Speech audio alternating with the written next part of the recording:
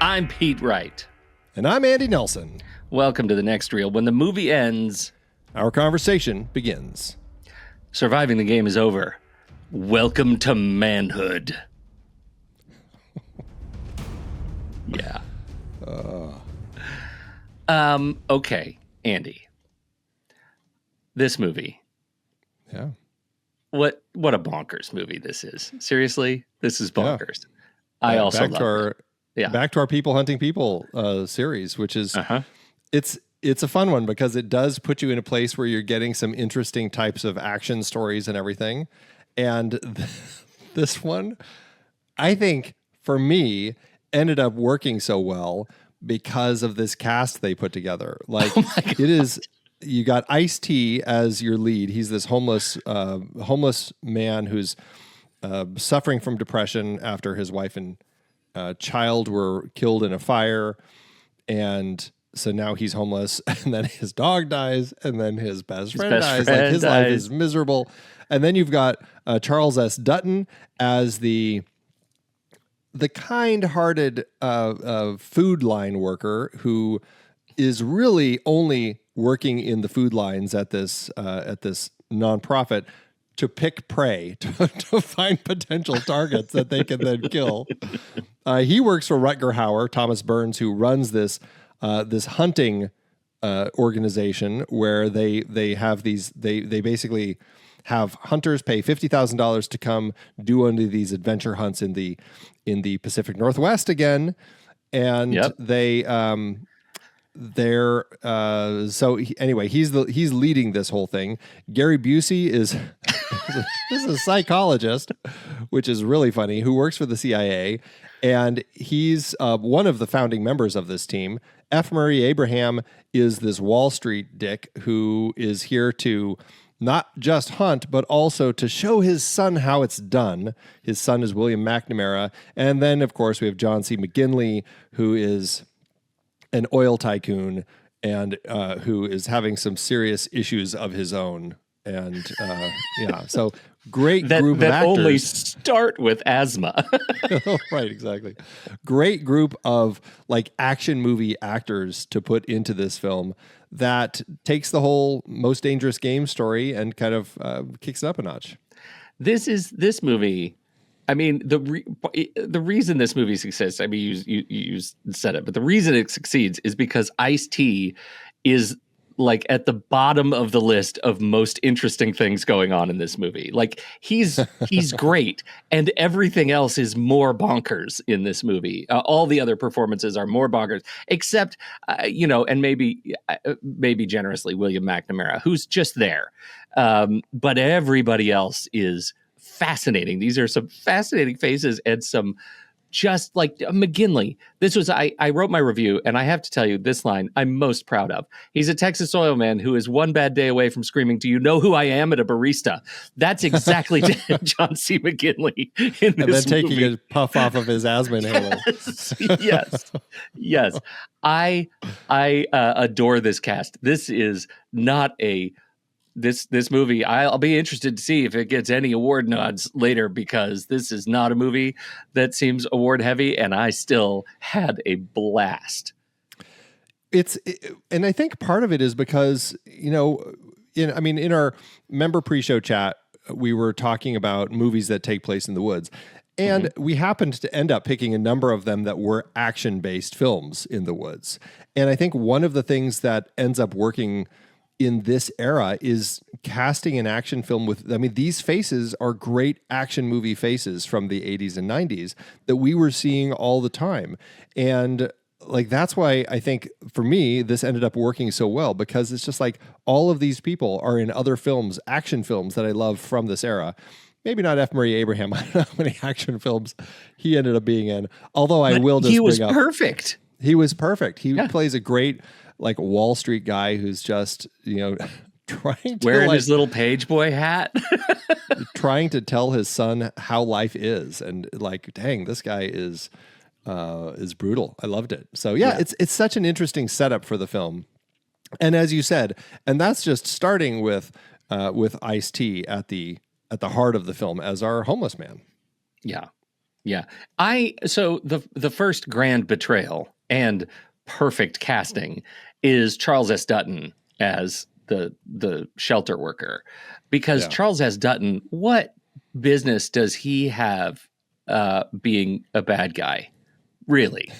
He is like the sweetest of the sweet guy. He's like the tough but amazing pro-humanitarian actor. And I don't know. I mean, I didn't. I'm just saying this off the cuff. I should have looked. How many times has Charles S. Dutton played an evildoer? Maybe it's more than I think, but I think of him as a really kind person, like a coach. Yeah, or the coach in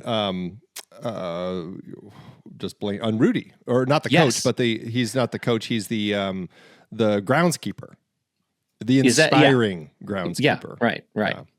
Yeah, he's great in that. And that's like Alien 3. He's perfect as Dylan.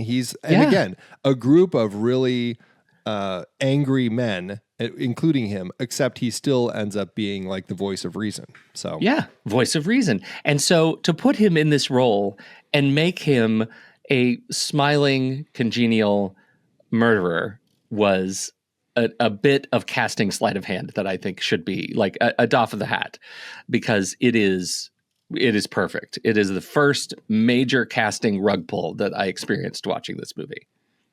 I don't think I realized that he had retired. Did you know Dutton retired? No. Yeah, he hasn't acted since 2016, so almost 10 years now. I mean, he's 74, so yeah. So more power to him. I love him. And yeah, he is great as this guy that we feel like a connection to, because, he is working to talk to Mason, Ice-T's character, and try to be somebody who's there to help him. Now, he's pretty suspicious right away because, he's working the food line at this shelter, and he sees Ice-T walk by rejecting the food. And what does Dutton do? He jumps out of his job in the line and he chases Ice-T down to have this big talk with him in this confrontation on the street. It's like, dude, you have a job. You're supposed to be, serving food. Hello? Nothing screams ulterior motives louder than this. Right. Exactly. Yeah. And then he has the ready-made card. Like, go talk to my kind buddy Rutger Hauer. Yeah. No, Dutton is great, but then you get to Rutger Hauer, and it's just like, as this businessman who runs this hunting organization, you just are already suspicious when you see Rutger Hauer. But I have a question before we kind of continue with the actors. I have a question, because the way the film is set up, we start the film, we're following Mason, we're seeing him picking through trash, getting food. He's talking to his dog, he's talking to his friend. They're stealing some food, like a big hunk of, like a side of beef from a truck that they can eat and cook. While that is going on, we actually are getting some intercut moments of a hunt going on, of one of these situations where you see a guy running in panic through the woods, and you see a group of hunters. We don't, as memory serves, we're not necessarily seeing their faces. It's more we're seeing ends of weapons and things like that. And we finally see the crossbow pointed at this guy and taking him down. How does that work for you as far as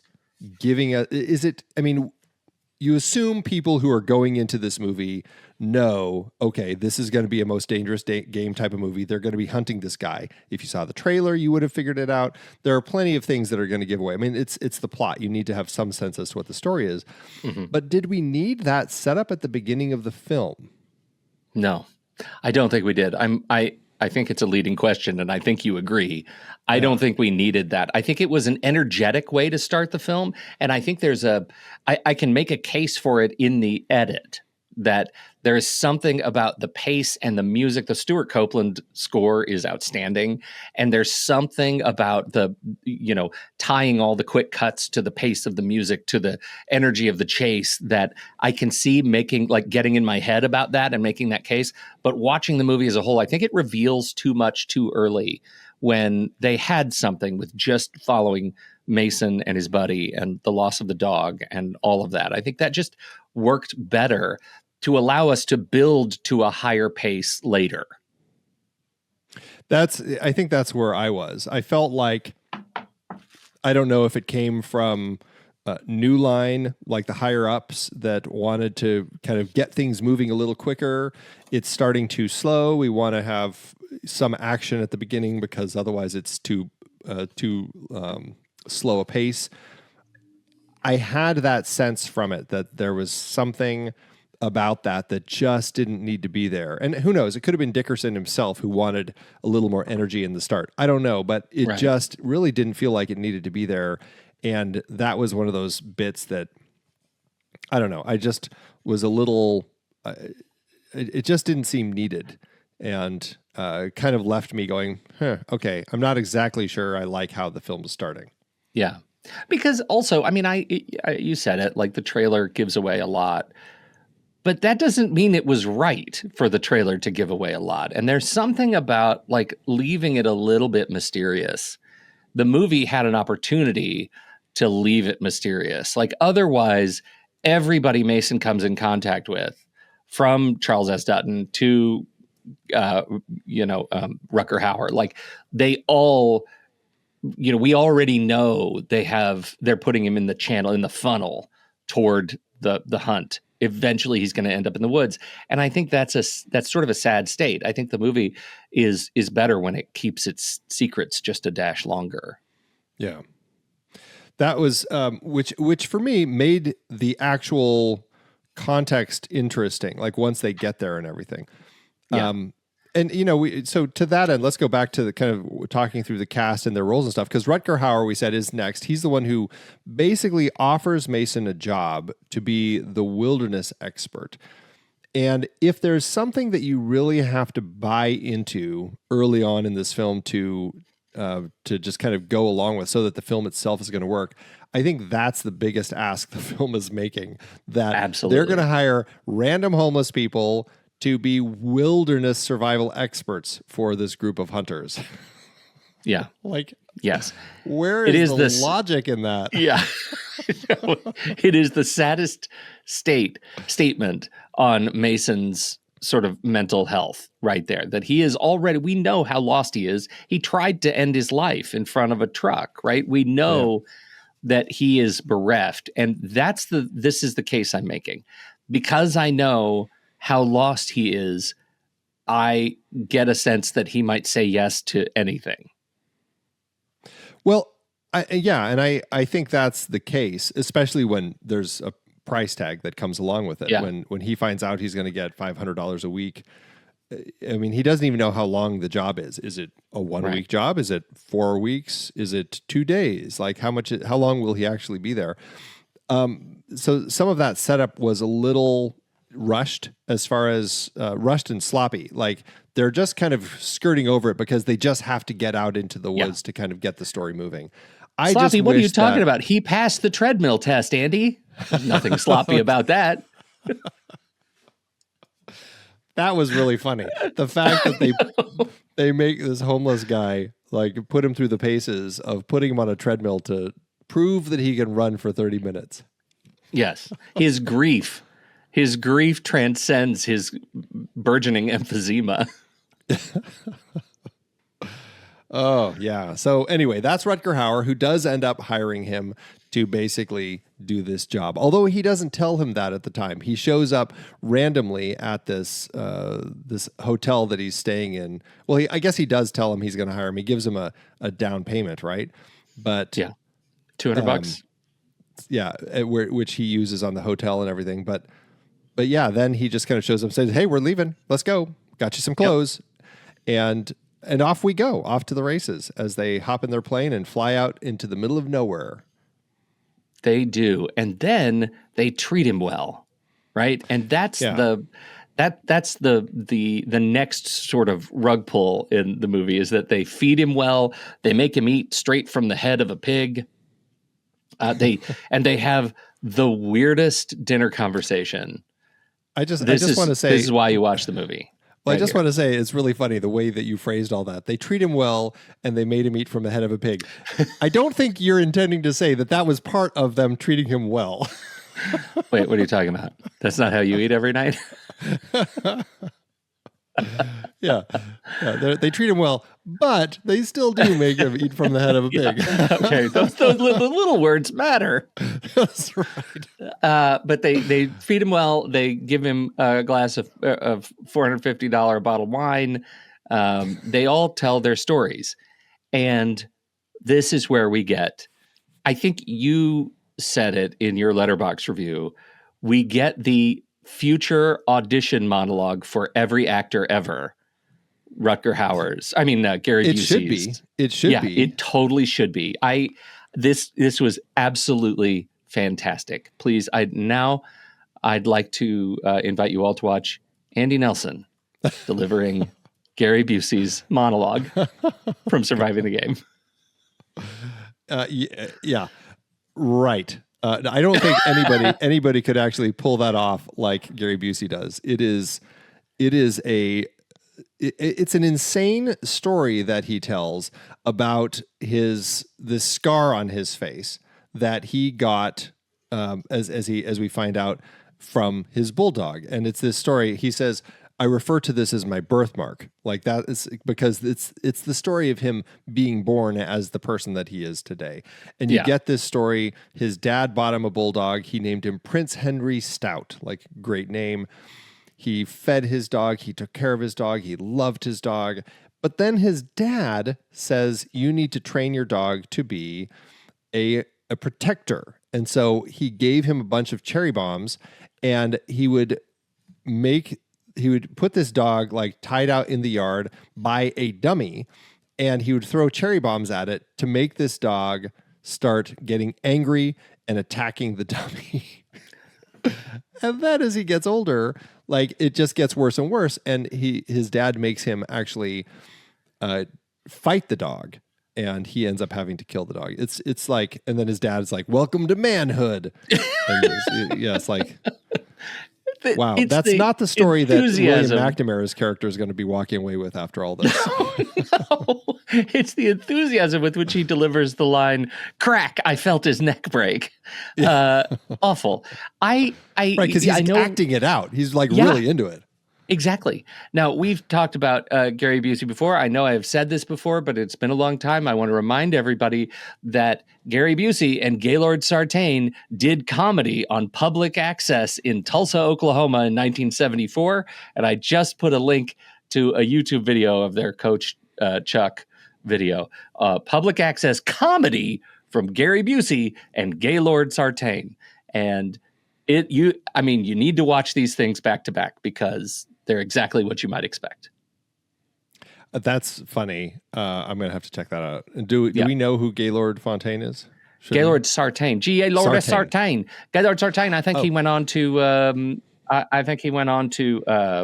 Hee Haw. Okay.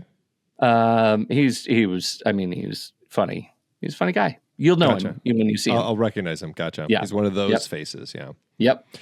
What's interesting about the monologue that Busey has here is that he wrote the whole thing himself. It was actually a moment where we're getting a sense of kind of like the butting of heads and who's really running this group and stuff. And Rutger Hauer, he told this story that it was a scene where his character, Rutger Hauer's character, was supposed to put Gary Busey's character in his place in this conversation. Busey said, hey, I have this monologue or this thing I wrote. I wanted to try it out. Rutger Hauer thought that he was just trying to steal the scene. So tried throwing some responses into this but it didn't play well. And Dickerson so loved this monologue that he came up with that he ended up kind of keeping the whole thing in. And so it's just fun to see that this whole thing is just out of Busey's crazy mind. Yeah. God.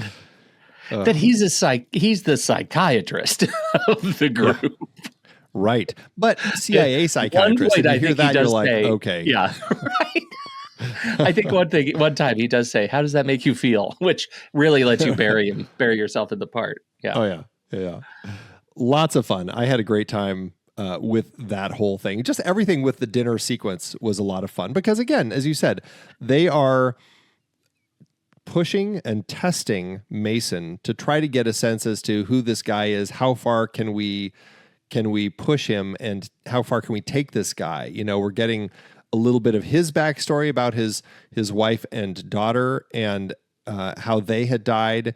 He just says he killed them, which really sets McGinley off, because as we learn, McGinley, his own daughter had been murdered, apparently also by an African-American. And later he's just like, it could have been you for all I know. Like he's, kind of going off the deep end with all of this. And then, Abraham is also kind of pushing and testing, and it made for a really fun scene. Like the whole thing with the cigarettes when Doc is like, or Mason asks for a cigarette and Doc's just like, take the pack. He's just like, oh, I don't want the pack. I just want one. He's like, well, then I'm going to throw them away. I've got another pack. Like, it's like weird psychological games that this group of guys is playing with Mason just to kind of like test him out. It's like, like poking him with sticks before they kill him to get his adrenaline pumping. Oh, that's exactly right. That's right. You do get the feeling that he's in a metaphorical cage, but a cage nonetheless, and they're poking him. That's great. Yeah. Fascinating group of people. Anyway, who else do we want to talk about? We talked much about F. Murray Abraham and his kind of role as the dad who brings his son here for the experience of a lifetime, not telling his son what they're doing. I don't know. How did that play for you?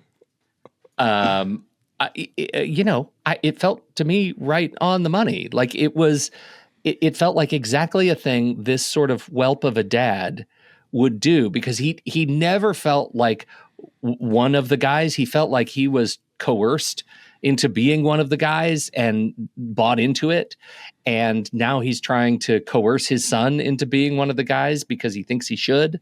And I found that really believable. And I think F. Murray Abraham was the guy to pull that part off, because his son, and I should say, I felt like his son was a perfect chip off the old block, like the kid who, he almost comes to terms with it until that very end. He says, I'll help you. And then you and I are very different. You kind of realize William McNamara comes to his senses. And I thought that was a lovely relationship between those two guys. So I am a big fan of F. Murray Abraham. His face in this movie is perfect as the lesser of all the alpha hunters trying to out alpha each other. And it was a deep surprise to see him in this movie. That was, and that's, I think, a great point, because you think of F. Murray Abraham, and I don't know, my brain always goes to things where he is like Salieri in Amadeus, or the way that he plays the I can't remember if he's the dean or the head of the school or whatever he is in Finding Forrester, right? Mm-hmm. The one where he is the sort of person who seems like very erudite, and he's like in charge of things as kind of an erudite professor or a businessman or a president of something. And so to see him as this Wall Street guy made perfect sense. But that little shift that they have of saying he's also the sort who's going to pay to go hunt a human being, it's like that actually made it really interesting for me. I liked that, the way that they brought that into his character, because I don't expect that sort of thing with Abraham. He's in a couple of more recent things that I just want to shout out. First, he's C.W. Longbottom on Mythic Quest, and he's just perfect in those first couple of seasons as, I think, this character, right? Like he's playing what this guy ends up being old doing, like kind of falling apart.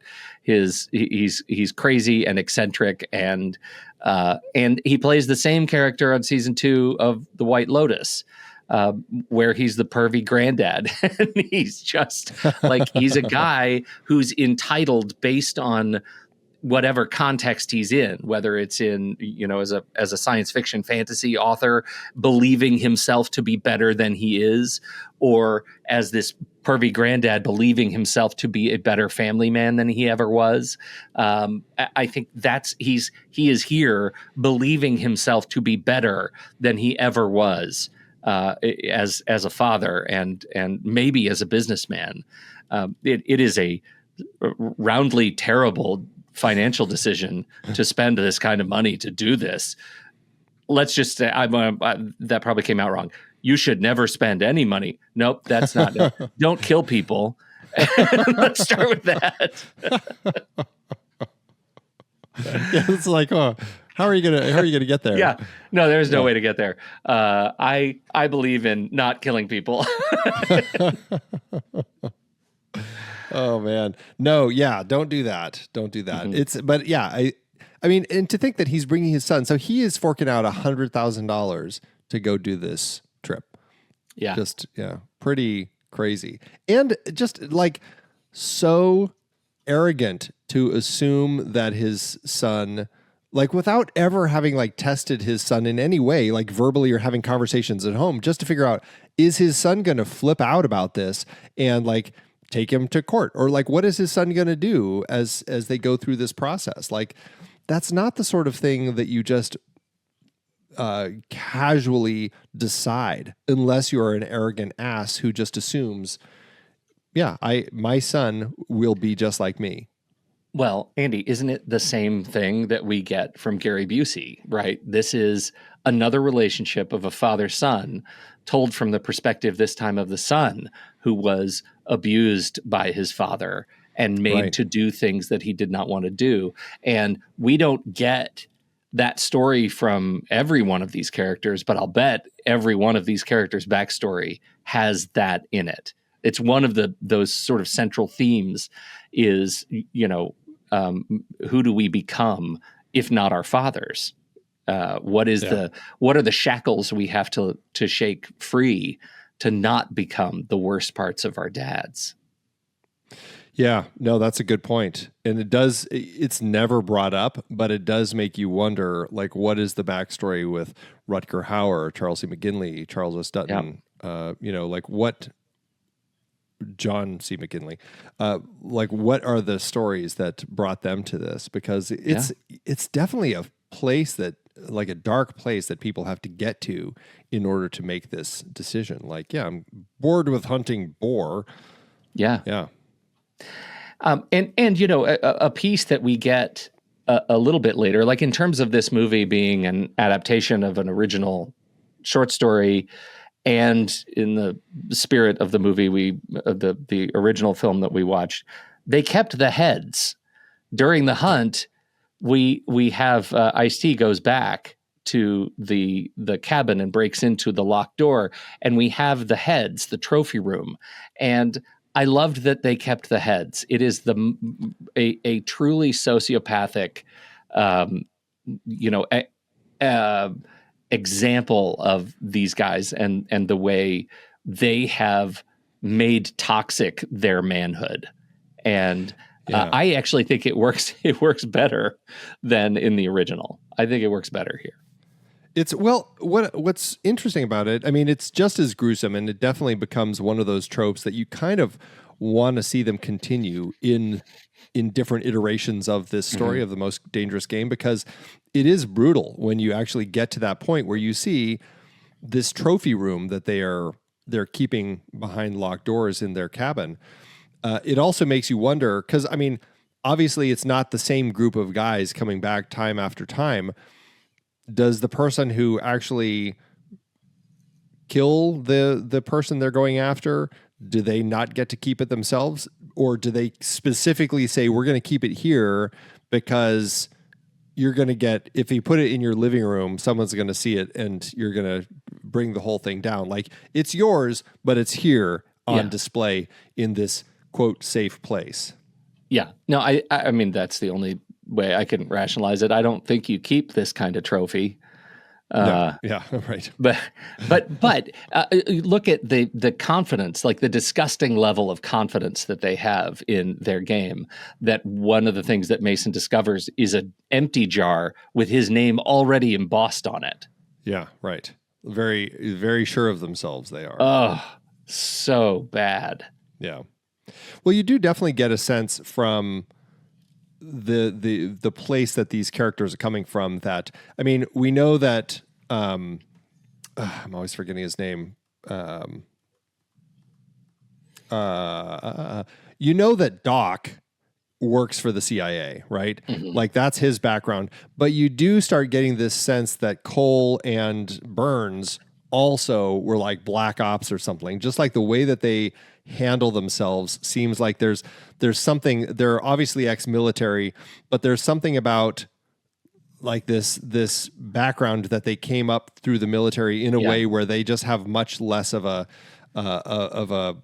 consideration for human life at this point. And so, I mean, I think Doc says as much. Like, I know these two inside and out. Right? He was their CIA therapist. Right, exactly. That's the whole thing. That's right. It does make you. It does make you wonder a little bit, like who was the mastermind? Like Rutger Hauer is sort of credited as the mastermind behind the whole thing, but the psychiatrist really is. In my head, the psychiatrist is the guy who's ultimately started the whole thing. He's in control. He's the manipulator. And that's a great point because he obviously knew that they had elements in their past that he saw as an opportunity to quote, help them out, and probably put it in their heads. This is what we should do. This will get you through whatever PTSD, whatever, nightmares you're having, whatever. Let's kind of figure that out. The only aspect of their background that I don't know if I fully understand is how Burns also is a master of disguise, because he, at the end of the film, in order to escape, like, I don't know what that outfit is. He like disguises himself as like an Orthodox Russian priest. Yeah, right. To slip out of the country. Like what a strange costume decision to go with, and one that's kind of complex and honestly a little more noticeable. Like maybe go with something that doesn't stand out as much. Andy, you know what they say in the company? They say if you can't hide it, hang a flag on it. That's exactly what he did here. He just hung a flag on it, and he's now standing out in the best way. When she says, "Oh, Father, could you bless me?" He kisses her forehead, and she says, "Give me some cash." He says, "Get lost." Like, what a great exchange. Oh my gosh! So that's that trio of Rutger Hauer, Charles S. Dutton, Gary Busey. Interestingly, it is Gary Busey who goes first. I did not expect that. Gary Busey goes when the house explodes, after Ice-T goes back and sets it ablaze, blows it up. I did not expect Gary Busey to be gone halfway through the movie. And I wonder sort of strategically, like in the spirit of character economy and ego economy, how he was written out against a character like Rutger Hauer's playing, because Rutger Hauer is the other most strong persona there. If I see either of those two guys together in a movie, it's almost unsustainable. Like you got to get one of them out of there. Well, it's interesting. First off, I just have to say, Ice-T got back to that cabin ridiculously fast. Like it was a little unbelievable how fast that happened. But no, it's actually interesting because the screenwriter, Eric Berndt, actually expressed at some point after the film came out that he regretted killing off Doc so early in the film.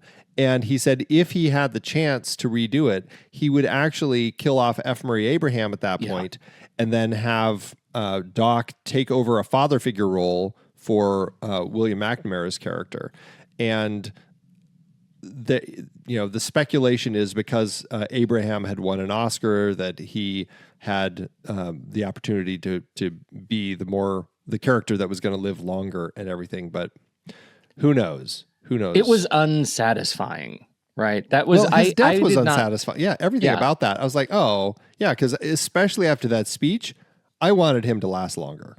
I did. And you know what I really wanted was I wanted our trio of CIA guys to be the last three. Right. Yeah. They needed to be the last three. To your point, or to the writer's point, like losing John C. McGinley, the way we lost him was fine. I liked him being kidnapped. I thought that was great.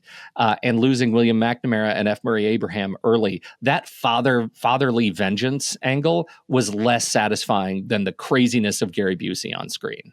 Yeah. So I think we could have had all of that happen much earlier, save Gary Busey and let the three of them be as explosive as they need to be in the hunt for Ice-T.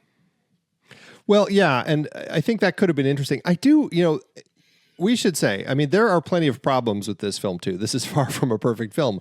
One Oh of yeah. my issues with this film is like we've got these supposed hunters who are very bad at actually showing us ever that they know how to actually stalk and hunt prey. Like they are so loud when they're tracking him down. It's like, how are they even hearing anything? Whether if they're not riding their four-wheelers and motorcycles through the woods. And I like how they threw in that one quick line from Dutton as they're racing through the woods on four-wheelers. He says, "Oh, how can you not see his tracks? Like this guy, like what is like Yeah. it's like you're going so fast. How do you see footprints like in leaves? Like, my goodness. Like that, I had a hard time buying ever that these guys were actually good at it because they were noisy. And it's like, Ice-T is going to have a very easy time getting away from you because you basically are the worst people at being sneaky in a forest setting. Well, and I think it's because so much of the story, like on one side, it's Ice-T and his sort of thematic search for survival and resilience, right? He's coming back from great grief, and this is an example of him, or this is an opportunity for him to exude control. And these other guys are an example of class divide, right? Social inequality, and like they didn't use the word woke once in this movie, but you can kind of hear how they were thinking it. Like it just hadn't become a thing for them to be upset about. This was guys who were entitled and they were exploring their entitlement, and entitlement doesn't have to be quiet because the world bends to them. And that's what I think is so funny about this movie is just how well it captures these guys whose confidence comes from entitlement and not skill. Well, and that's, I think, a very valid point. And I think, if anything, I think it would have helped to actually demonstrate that a little better because they still were doing a pretty good job at staying close to where Mason was anytime that he was running through the woods. And it's like, it was still easy. It was still easy for them. And I would like that to have played a little more realistically because your point is very valid and absolutely part of the point of the story. But then give us a sense that that part of the reason some of these hunts might actually be difficult is because they're really not great hunters. They're just cocky and arrogant and assume they're going to be able to defeat these homeless people. Well, and that was the next bit of kind of silliness. Like, I applaud the vault of heads. How is this, with all those heads, how is this the first time they've actually had an accident, right? How is this the first time that they've had somebody that they weren't able to catch right away? Because they're idiots. Their entitlement leads to idiocy. Yeah, especially because, I mean, they gave him, I mean, they're going to take a leisurely breakfast. So however long their leisurely breakfast was, that's how much of a head start Mason had to start running through the woods. A person could, say that it's, I don't know, leisurely breakfast, half hour, maybe? Mm-hmm. A person could actually get pretty far away. And if there were these bozos who really weren't good at tracking, that person could probably, assuming they're good at hiding, they could probably hide pretty well. Now, sure, they may not be able to survive for days in the woods, and that would, I would assume, end up being their downfall, the fact that they start starving and start making some dumb decisions, and lo and behold, they end up getting caught and killed. But then show us that. Like, we see that opening hunt in the beginning of the film, and it just seems like it seems more like a chase. Like, they're not really hunting anybody. It's just like, let him go, and now we're after him, and we're going to shoot him. Like, that's kind of what it felt like. Yeah. No, I think that's exactly right. And he was, and it just feels to me like that he would have found something. There is a moment in the movie where Charles S. Dutton looks back at the crew and says, he thinks we won't go in the water. And I laughed out loud at that moment because they've demonstrated so little aptitude at figuring out how to actually chase this guy. He was this homeless, in quotes, this homeless guy has bested them around almost every corner and is really good, obviously, in a fight that he took on Gary Busey, who is just, sinew and alcohol. Well, and he's also got his war paint on. He's wearing his Native American, deerskin coat. Right. Just a little crazy. Awful. A little crazy. Yeah. No, there were some issues like that. I don't fault the film so much for some issues they have with it's difficult shooting a film on location like this and having the time of day not always matching up. Mm-hmm. It's hard to say, okay, we're going to shoot this during the day, and then you have bright light shining down on please harsh shadows, and then suddenly it feels like it's a little closer to evening, and then it's more of a midday, and then sunrise. It's bouncing all over the place. I didn't have I gave them a little more leeway on that, but it is one of those things that it jumps around time wise quite a bit as we're watching the course of the film. This the location is not terribly far from my fair home, Lake Wenatchee and the Wenatchee National Forest and Entiat, Washington. It is east a couple of hours from Seattle and very near Leavenworth, which is a lovely Germanic town in Washington, and I highly recommend visiting if you get this on your docket. But not Oregon, as they say in the film. It is not Oregon. Yeah. It is not Oregon. It's Washington for Oregon. Definitely Washington. Although they also use Philadelphia for Seattle. Did you catch that? Oh my God. Yeah. They're filming in Washington, but for some reason, when they show the shot toward the end of the movie where it's 5 days later, it's a shot of Philadelphia instead of actual Seattle. And I even wrote in my notes, interesting that they choose to show Seattle, but not show the Space Needle, because that's the most prominent feature. And I'm wonder where this is. I'm Philadelphia? What were these guys doing? I know.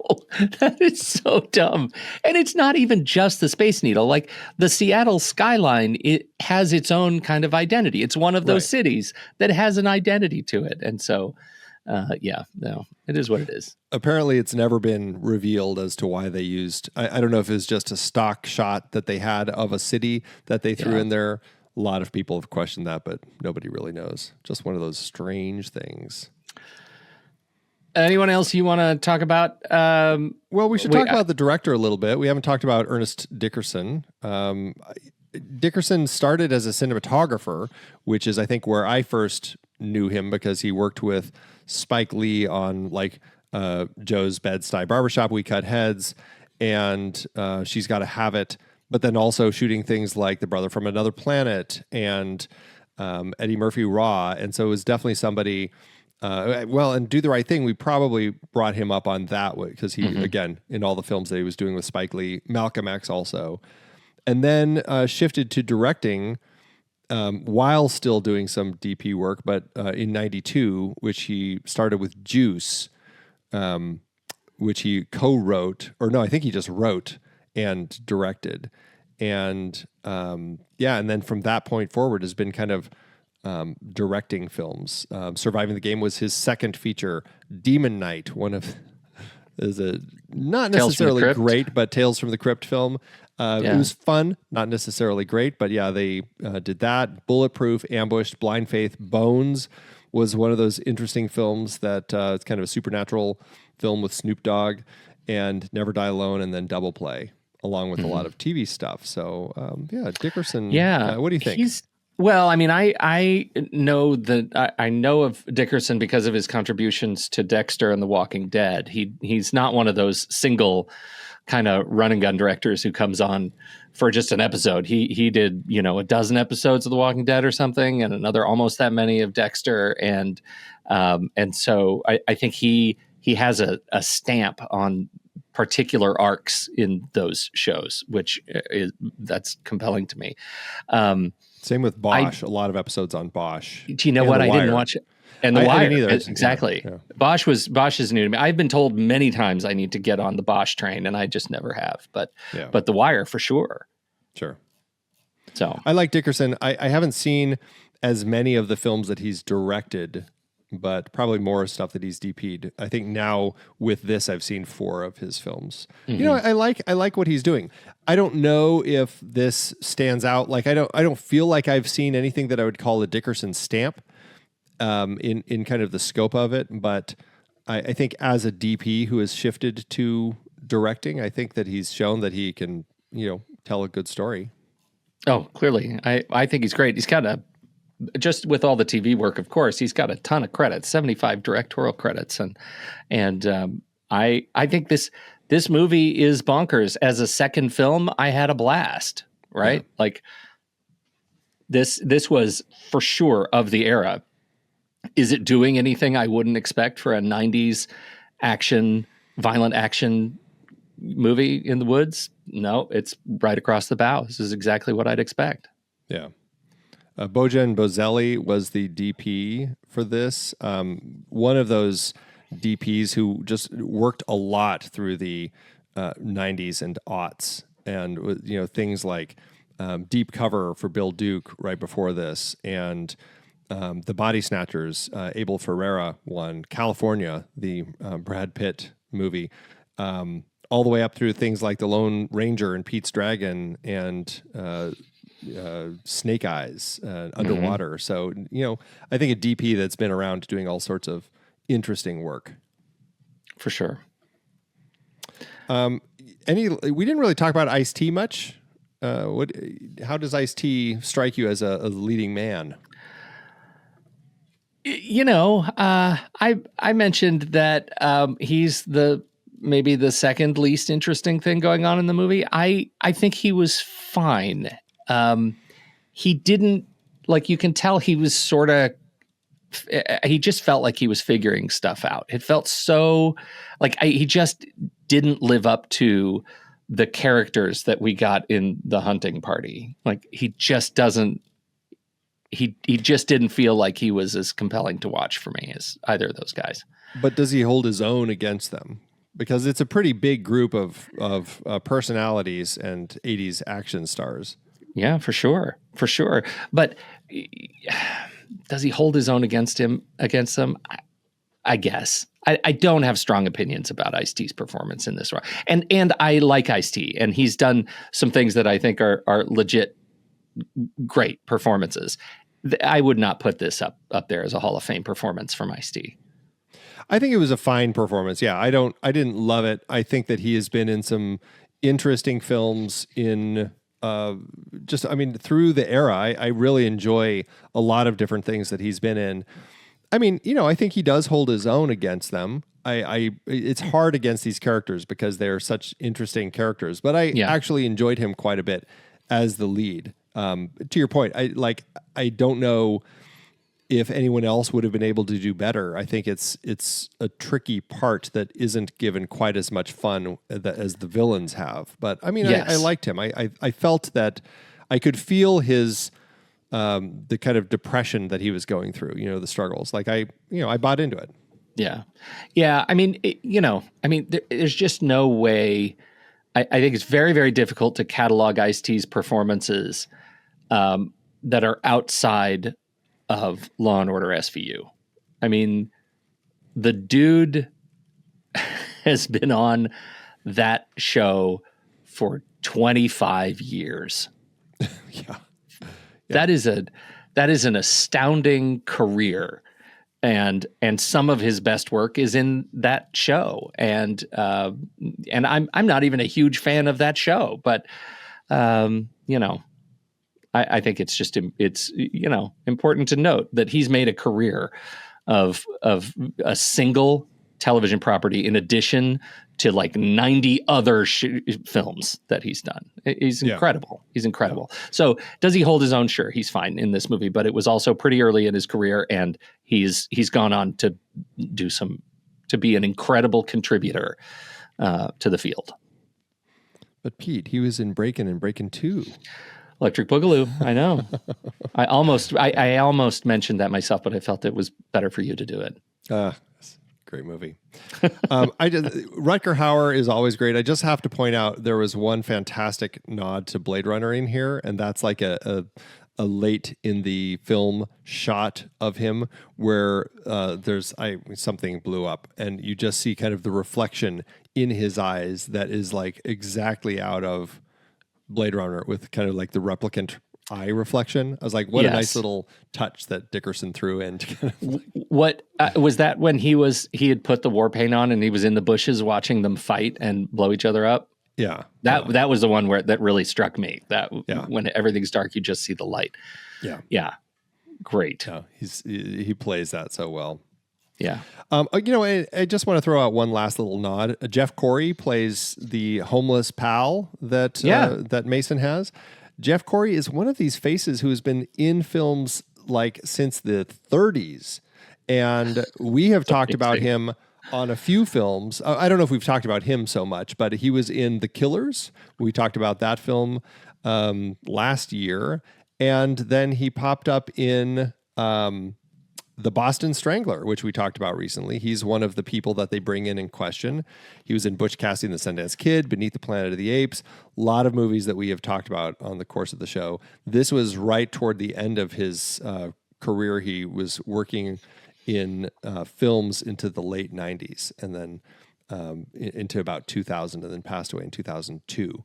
But one of those faces that is just that guy in so many movies over the decades. Since the 30s. Yeah, yeah. Crazy. Starting out as a thug, 1938 in I Am the Law. Yeah, amazing. Crazy stuff, yeah. Yeah. I got to shout out Stuart Copeland one more time. Because you didn't get to talk about Stuart Copeland. Yeah, you said that, and I'm glad you brought it back up, because I wrote down in my notes early on, I'm like, I'm liking what the music is doing. And then later I'm like, wow, the music sure fell off the tracks. What? By the time we got later in the film, I'm just like, this music does not fit with me. Like with the scenes, like with the action and stuff. It just felt like, I don't know. I had a harder time with the score as the film progressed. I'm a legit fan of Stuart Copeland, and I think I'm a little bit soft on him because, The Police, obviously, but the Equalizer theme is one of my favorite. The original Equalizer theme is one of my favorite pieces of scoring that he's ever done. Well, and certainly like somebody who's done a lot of film work. So much. So, yeah. Starting with Coppola's Rumblefish. So I mean, there's a lot of stuff that he's done over the decades that I enjoy. It's just like this one started good, and then I was like, okay. I'm sorry to hear that. Yeah.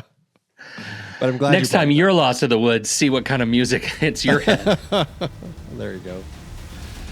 All right. Well, I guess that's everything. So we'll be right back. But first, our credits.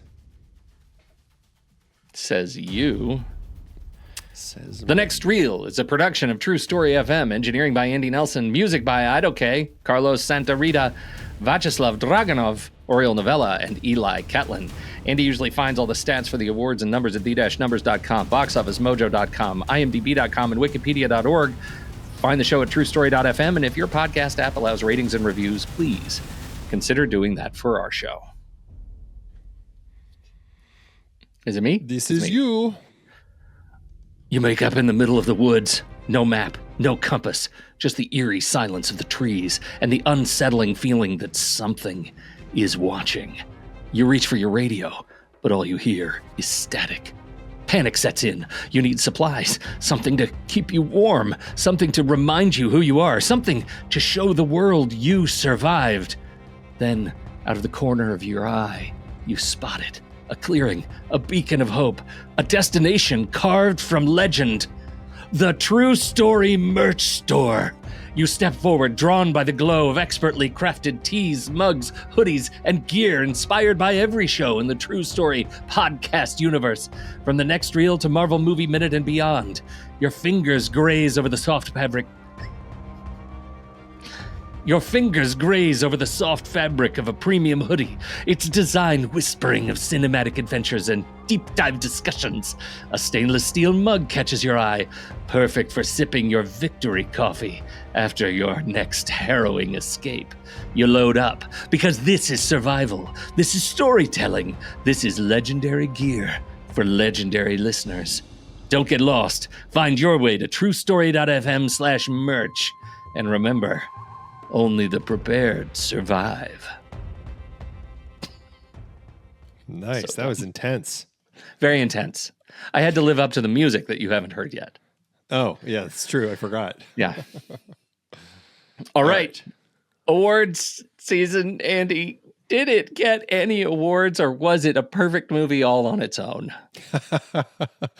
I guess it will be a perfect movie all on its own. Well, no, and that's not completely fair. It didn't get any awards at the time. It's probably not the sort of movie that was going to be getting any awards anyway. That being said, in 2016, there were the All Deaf Movie Awards, the ADMAs. This was an award show that lasted 2 years. It recognizes actors in movies that are often overlooked by other award shows. Russell Simmons created this in response to the Academy's failure to nominate any actors of color for 2 years in a row. Their goal was to be more diverse and inclusive. You know, that whole DEI thing that we're hearing so much about these days. I'm all for it, but yeah, I don't know. It wasn't something that really was sustainable, unfortunately. This film was nominated in 2016, the first year that it ran, for Best Black Survivor in a Movie. Ice-T was nominated. It wasn't just of the year, it was of any year. And so Ice-T ended up losing to Ice Cube in Anaconda. Well, at least they kept it to the chilled of the black survivors in film. Those who are iced. And, exactly. you know, I could see either one of those guys winning that award, frankly. Yes. I can't remember if Ice Cube had as good a final last line of the film as Ice-T gets here, because that was a fun, Chekhov's loaded gun moment. That was really good at the end of the film. Yeah. Absolutely. Well, how to do at the box office? I hope it made as much money as fills my heart right now for this movie. Well, for Dickerson's homeless hunting movie, he had a budget of $7.4 million or $15.8 million in today's dollars. The movie opened April 15th, 1994, opposite Cops and Robertsons, White Fang 2, Myth of the White Wolf, and the limited release of one of Pete's favorites. Oh no, sorry, of Backbeat. I was gonna say Black Belt, but that was Red Belt, and it was, I was wrong in all counts. All of that should stay in. I know, yeah, that's right. And the limited release of Backbeat. This landed in 9th place and never got higher than that. Still, it managed to make a profit, barely, earning $7.7 million or $16.5 million in today's dollars. None of that is inclusive, likely, of prints and advertising, but since that's not what they're giving me, I'm going to say, hey, it made a tiny profit. Lands with an adjusted profit per finished minute of $7,295. Hey, it landed in the green. I'll take it. Yeah. I'll take it. That's great. Good for a movie. Fun movie. movie. Good for a movie. It's a fun movie. I had fun with it in the scope of these people hunting people stories. It worked. It played in that exactly what I wanted out of a 90s action movie. It's exactly what I could not say it better myself. All right. Well, we'll be right back for our ratings, but first, here's the trailer for next week's movie, closing out our People Hunting People series. It's Daniel Minahan's 2001 satire on reality television, Series 7, The Contenders. Bibbidi-bobbidi-boo, and now it's me. Hold on, please. Here we go. As I make my way through the lush, verdant forests of Washington State, my binoculars at the ready, I can't help but feel a sense of peace wash over me. The gentle rustling of leaves, the soft chirping of birds, it's like a symphony of nature, and I'm lucky enough to have a front row seat. Oh, look, there in the branches of that towering Douglas fir. It's a Steller's jay with its striking blue plumage and jet black head. What a beauty. And over there, flitting amongst the bushes, a black-capped chickadee. Its cheerful song never fails to bring a smile to my face. But wait, what's that? Could it be? Yes, I think it is. A varied thrush with its bold orange and black markings. It's not every day you spot one of these shy, elusive creatures. I feel like I've stumbled upon a hidden gem, a treasure nestling deep within these woods. And there, perched upon a mossy log, is a sight that takes my breath away. It's It's the Next Reel's membership program in all its glory. The way the sunlight catches its exclusive content. The way its ad-free episodes glisten like dew on a spider's web. It's simply stunning. I've heard tales of this rare and wondrous creature whispered amongst film lovers in hushed, reverent tones. They say that for just $5 a month or $55 an entire year, you can gain access to a world of cinematic wonders. Early releases, bonus content, and a community of like-minded souls who share your passion for the silver screen. As I watch, transfixed, the membership program seems to beckon to me, its plumage shimmering with the promise of untold delights. I feel an irresistible urge to reach out, to become a part of something greater than myself. With trembling hands, I navigate to truestory.fm/join, my heart racing with anticipation. This is it. This is my chance to join the ranks of the Next Reel's most devoted followers, to immerse myself in a world of film and friendship. As I complete my membership, I feel a rush of joy, of belonging. I know that I've found something special here amid the towering trees and the chattering birds. A place where cinema and nature intertwine, where the magic of the movies is as real and tangible as the earth beneath my feet. And so, with my membership secured and my heart full of wonder, I continue my journey through the forest, my eyes and ears open to the beauty that surrounds me. The birds, the trees, the films, they're all a part of this grand tapestry, this glorious dance of life, and I am grateful, so very grateful, to be a part of it all.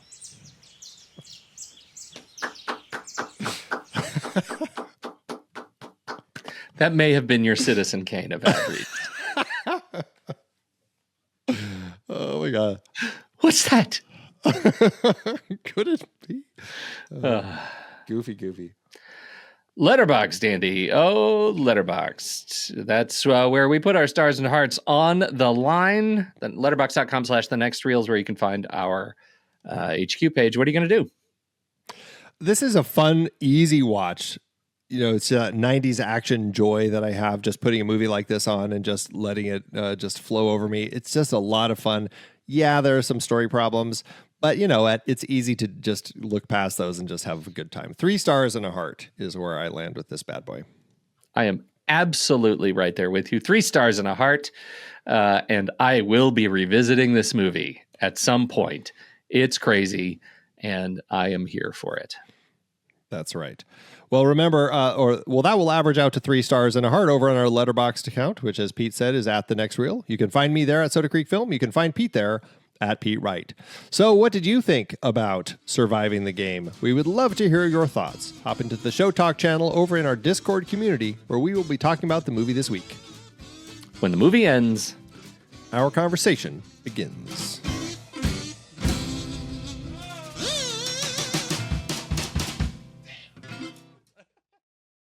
Letterboxd giveth, Andrew. As Letterboxd always doeth. All right, what'd you do? High, low, activity? I went just a skosh higher than us. 3.5 and a heart by Ira Brooker, who had this to say.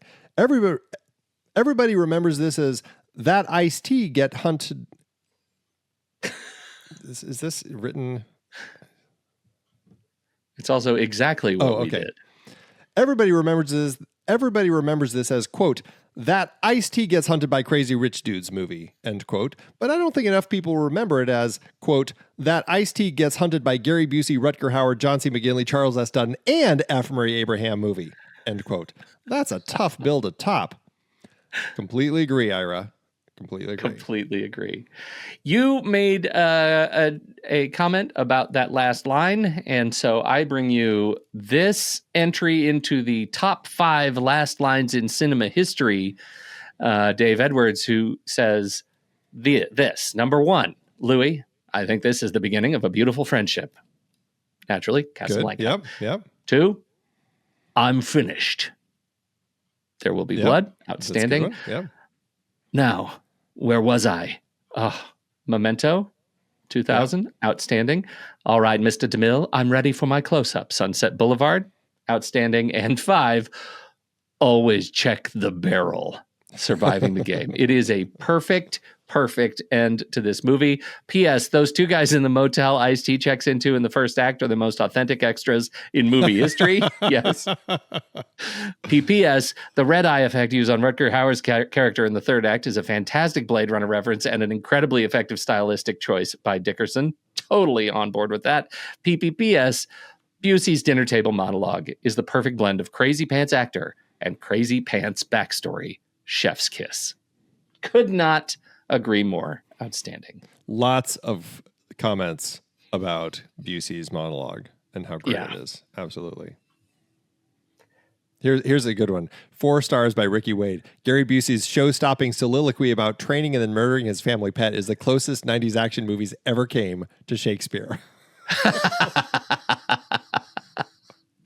Perfect. Thanks, Letterboxd.